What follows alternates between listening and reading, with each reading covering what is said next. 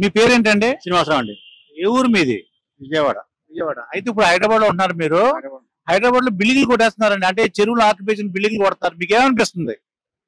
మంచి పని చేస్తానని అనుకున్నారు రేవంత్ రెడ్డి. మంచి మంచి పని చేస్తానని అనుకున్నాం. అంటే ఎందువల్ల అనిపించారు? దానివల్ల ఇప్పుడు చెరువులు గట్లా ఇదైపోతే డ్రైనేజీకి పోవండి, అది విషయం. ఓకే. అయితే ఒకవేళ చెరువులు ఆక్యుపై చేసి ఏదైనా కాలేజీలు కట్టున్నారు, కాలేజీ కానీ స్కూల్స్ కానీ ఉన్నాయనుకోండి, అవి కొట్టచ్చా? అవి కొట్టే అది అంటే కోలుకొట్టచ్చా వద్దంటారా? కోలుకొట్టేసాయి. ఏదో ప్రభుత్వానికి వ్యతిరేకంగా అన్ని కోలుకొట్టేసారండి. ప్రభుత్వం దాన్ని ఏమంటారు, ఆక్యుపేషన్ అనేది కొట్టేసారు. ఆక్రమణ కొట్టేసారు. అంటే దీనివల్ల మరి రేవంత్ రెడ్డి గారి మీద కోపం వస్తుంది అంటారు? కోపం అంటే ఆయన మంచి కోపం అంటే ఒకటి మంచి పని కోపం వస్తుంది, చెట్టు కోపం వస్తుంది, మంచి పని చేస్తా ఉంటారు. ఇప్పుడు ఆయన కోపం వస్తుందని ఊరుకోవట్లేదుగా. ఎవరైనా నాకేమైనా కానీ నాకు మంచి పని చేయాలనుకుంటున్నారు రేవంత్ రెడ్డి గారు. మంచి మంచి పర్సన్, మంచి చేస్తున్నాడు ఆయన. అంటే రేపు రాబోయే ఎలక్షన్ లో హైదరాబాద్ ఎలక్షన్లు వస్తున్నాయి అనుకోండి, కాంగ్రెస్ పార్టీ గెలవడానికి అవకాశం ఉంటారా? బీఆర్ఎస్, బీజేపీ ఏ పార్టీ గెలవడానికి అవకాశం ఉంటుంది? బీజేపీ అనేది ఒకటి నా పార్టీ ఏ ప్రభుత్వం కోరకూడదామని చూస్తున్న పార్టీ అది బీజేపీ అనేది. మంచిగా పార్టీ. కర్ణాటక అంతే, కర్ణాటక వాళ్ళని కూడా ఇది చేస్తున్నారు. ఆయన సిద్ధరామయ్యకి అరెస్ట్ చేయాలని అనుకుంటున్నారు. ఈ బీజేపీ అంటే ఎవరైనా బాగున్నారంటే వాళ్ళు కోరకూడదామని చూస్తూ ఉంటుంది. కాంగ్రెస్ మంచి అనుకున్నామండి, కాంగ్రెస్ రావాలనుకుంటున్నాం. మీరు విజయవాడ అన్నారు కదా, మరి జగన్మోహన్ రెడ్డి గారి పరిస్థితి జగన్మోహన్ రెడ్డి గారు ఇంకా వస్తే ఇంకా అరాచకమేనండి ఆంధ్ర ఏపీలో. బాగుంది. ఇప్పుడు బాగుందంటారా? అంటే జగన్మోహన్ రెడ్డి గారి భవిష్యత్తు ఉందంటారా? ఏమో భవిష్యత్తు అంటే విషయం చెప్పండి, మంచిగా చెడ్డ వాళ్ళు అవుతారు. ప్రస్తుతం బాగానే ఉంది. ఈయన చంద్రబాబు నాయుడు గారికి ఇదేం లేదు, బాగానే ఉంది. అది విషయం. అంటే అసలు జగన్మోహన్ రెడ్డి గారు అరాచకాలు అంటే ఏం చేశారు? అరాచకాలు ఒకటి అరాచకాలు ఏంటి, అన్ని అరాచకాలు చేశారు. ఒకటి ఇంతవరకు ఆయన ఒక కంపెనీ తీసుకురాలేదు ఏపీకి. తర్వాత ఇంకోటి ఏంటంటే ఏది ఆయన ఇసుక మందుకి ఎవరైనా మనం అటుపళ్ళు కన్నా కానీ దానికి మనం బిల్లు పే చేస్తాం, లేకపోతే డీజిల్ పే చేస్తాం. డీజిల్ ఆ డబ్బు ఎడిపోతే ఎవరికి తెలియదు. మరి ఒక మందు మీద కనపడతా ఉంది.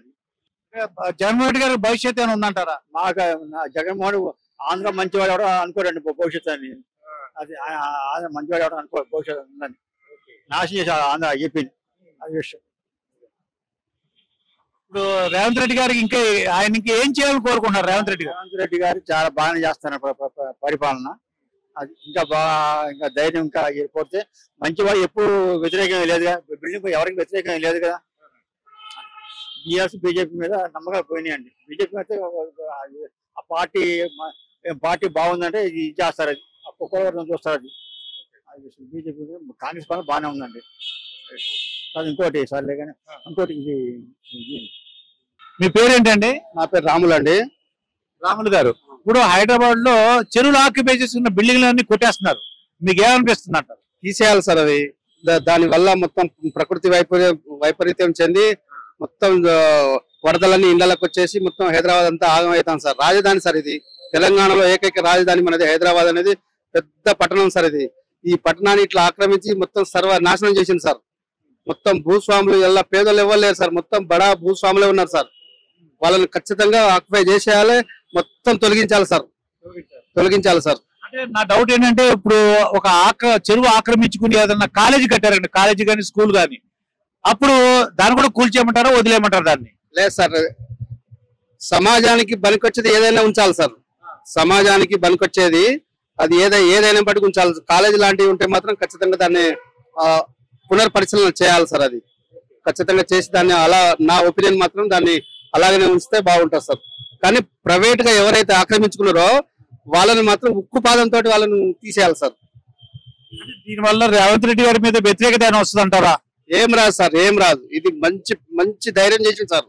అసలు చేయాలి, ఇది ఎప్పుడో చేయాలి సార్. ఇది తెలంగాణ వచ్చిన 2014 నుంచి ఇప్పటి వరకు మొత్తం సర్వనాశనం సార్. హైదరాబాద్ అంతా మొత్తం దోపిడీలో సార్. మొత్తం టోటల్ గా ఆక్యుపై చేసుకున్నారు, మొత్తం బడాబాబులే. దీంట్లో ఎప్పటి పేదోడు ఇవ్వలేడు సార్.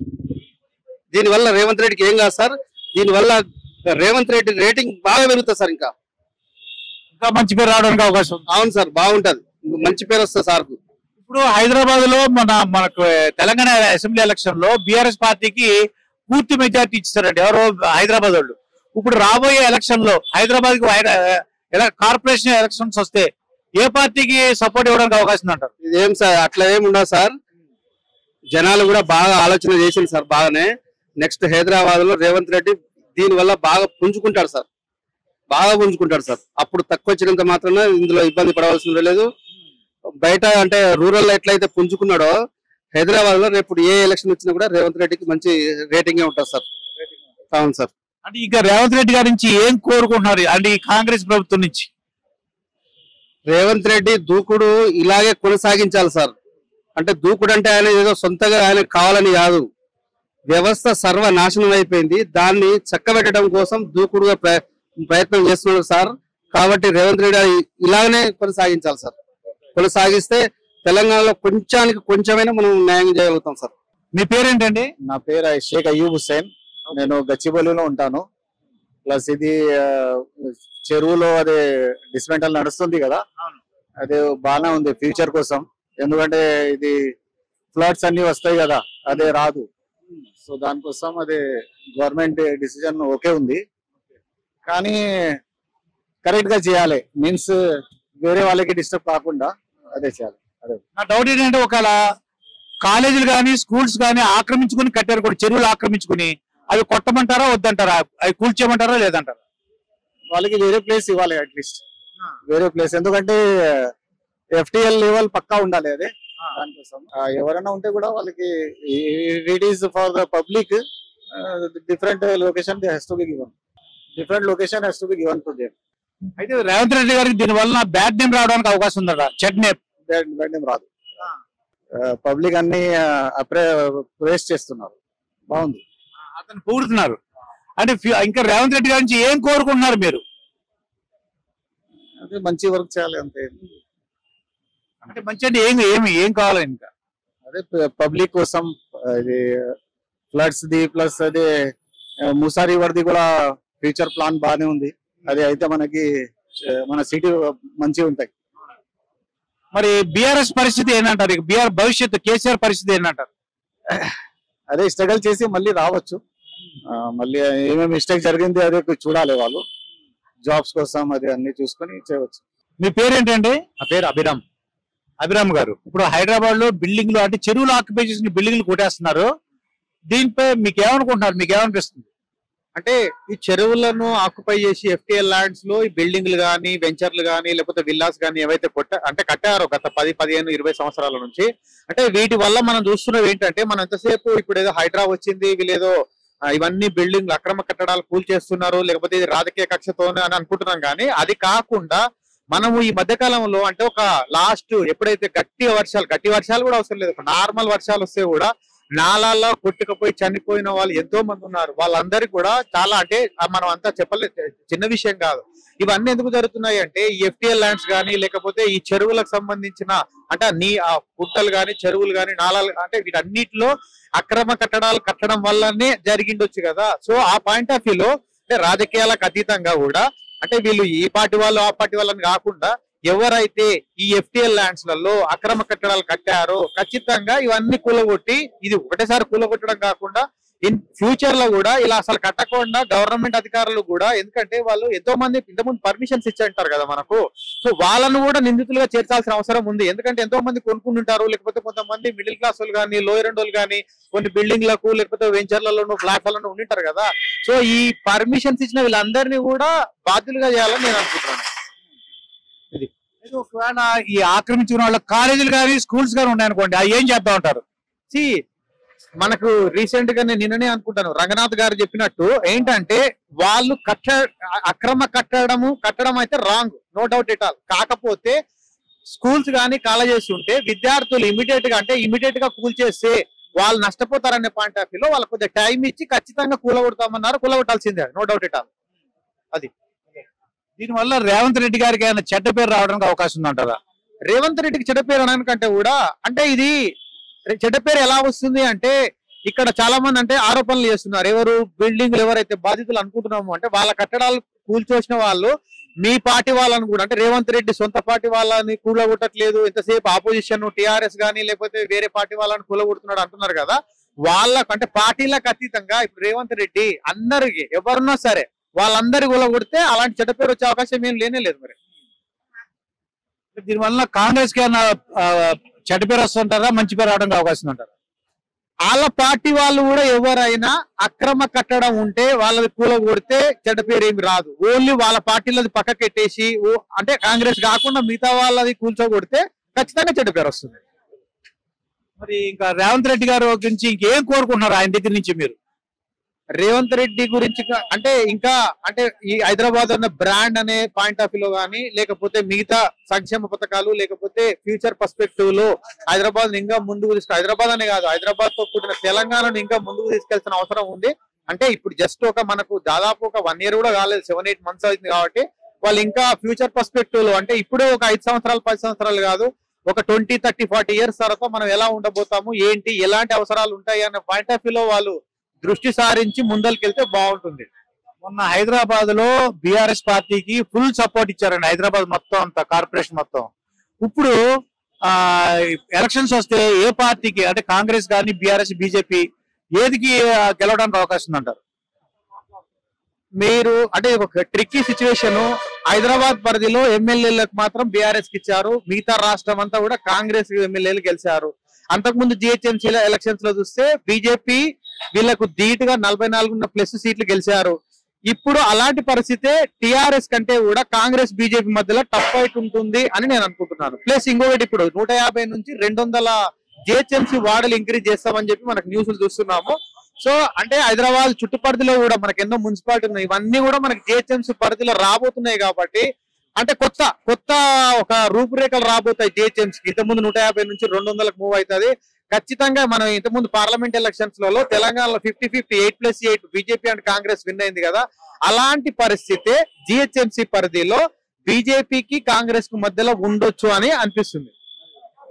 అంటే ఇప్పుడు మరి బిఆర్ఎస్ కేసీఆర్ పరిస్థితి ఎలా ఉండబోతున్నారు? కేసీఆర్ పరిస్థితి అంటే ఇంకా 4 సంవత్సరాలు ఉంది సార్. అప్పుడు 4 సంవత్సరాల లోపు ఇప్పుడున్న కాంగ్రెస్ పార్టీ జనాల అంచనాలకు అందుకొని ముందరికెళ్తే అవకాశాలు ఉంటాయి. లేదు అంటే అప్పుడున్న పరిస్థితులలో ఎలా ఉంటుందో అనేది this is very early to comment on the BRS now. Me personal గా రేవంత్ రెడ్డి గారు ఇప్పుడు అడ్మినిస్ట్రేషన్ ఎలా ఉందంటారు?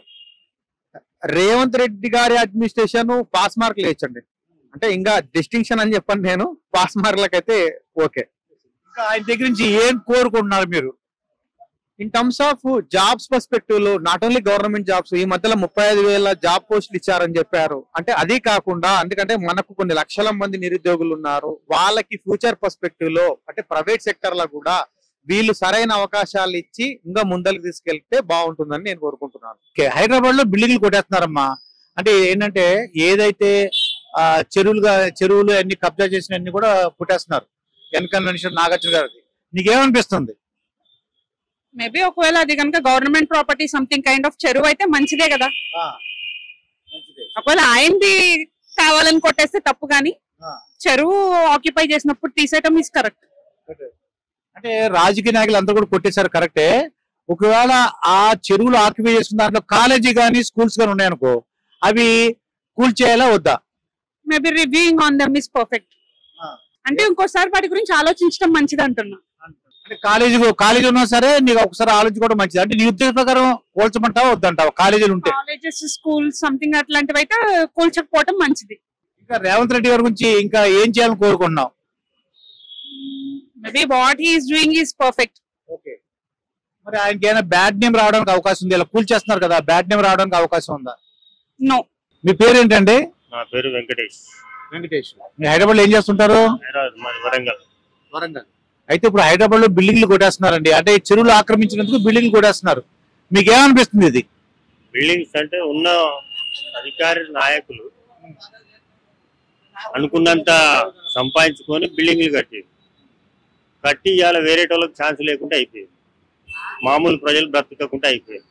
అదే వాళ్ళు ఆ ప్లేస్లు ఆక్రమించకపోతే కొంతమంది జనానికి వచ్చు కదా, అది చాలా తప్పు కదా. మరి నేను ప్రజాసేవ చేస్తాను అంటాను రాజకీయ నాయకులు, నీకు అనుకున్నంత ఆక్రమించిన తర్వాత వేరే టోనికి చూస్తాను, లేకపోతే లేదు. అంటే ఇప్పుడు ఈ ఏవైతే ఆక్యుపై చేస్తున్నారో దాంట్లో కాలేజీ కానీ స్కూల్స్ కానీ ఉన్నాయనుకోండి, అవి కూల్చమంటారా వద్దంటారా? ఇమీడియట్లీ కూల్చేయాలండి. వాళ్ళు అనుకున్నంత ప్లేస్ ఆక్రమించారు, మరి మామూలు ప్రజలు ఎక్కడ పోవాలి? జీవనాధారం బయట రోడ్ల మీద బతికేటోళ్ళు చాలా మంది ఉన్నారు. అంటే కాలేజీలు కానీ స్కూల్స్ కానీ ఉంటే తీసేయాలండి. వాళ్ళు అన్ని విధాలుగా ఉండే ఆ కాలేజీ కట్టిండు, లేని పరిస్థితిలో కట్టలే కదా. బయట అంగబలం ఉన్నది, అష్టబలం ఉన్నది, జనబలం ఉన్నది, ధనబలం ఉన్నది, వాళ్ళు కట్టేది చాలదా వాళ్ళకి? రేవంత్ రెడ్డి గారికి దీనివల్ల చెడ్డ పేరు రావడానికి అవకాశం ఉందంటారా? జనాలు ఒకటి మంచి అనుకుంటారు, ఒకటి చెడ్డు అనుకుంటారు. ఏదో ఒకటి చేస్తేనే కదండి పబ్లిసిటీ అయ్యేది కూడా. ఇప్పుడు మన అసెంబ్లీ ఎలక్షన్ లో బీఆర్ఎస్ పార్టీ హైదరాబాద్ అంతా కూడా బీఆర్ఎస్ పార్టీ సపోర్ట్ చేస్తుందండి. ఇప్పుడు హైదరాబాద్ లో జిహెచ్ఎంసీ ఎలక్షన్ లో వస్తే ఏ పార్టీ గెలవడానికి అవకాశం ఉందంటారు? జిహెచ్ఎంసీ ఎలక్షన్స్ వస్తే దాదాపుగా మళ్ళీ అధికార పార్టీకే ఎవరైనా ప్రాధాన్యత ఇస్తారు, వేరే పార్టీకి ఎవరు ఇవ్వలేరు. ఇస్తే వాడు ఎన్ని రోజులు ఉంటాడు అక్కడ, మళ్ళీ అధికార పార్టీకి వెళ్ళిపోదామనేసి ఏముంటుంది అందులో? ఇంకా రేవంత్ రెడ్డి గారి నుంచి ఏం కోరుకుంటున్నారు, ఇంకా ఏం చేయాలని కోరుకుంటున్నారు మీరు? ప్రజలలోకి వెళ్ళాలి. మొన్న ఏదో వారం రోజులు ప్రోగ్రాం పెట్టాడు, అది కరెక్ట్ తెలుసుకొని ఈ న్యూస్ డైరెక్ట్ ఆయన వినాలి. జనాల దగ్గర న్యూస్ వాళ్ళ నాయకులు చెప్పింది వినొద్దు, ప్రజా నాడి వినండి, అప్పుడు మీరు ఫాలో కాండి, సమస్యలు సాల్వ్ అవుతాయి. మీ నాయకులు చెప్పిన మాటలు విని అక్కడేదో కూర్చొని దాని మీద తీర్మానం చేసి ప్రజలలోకి పంపితే కాదు.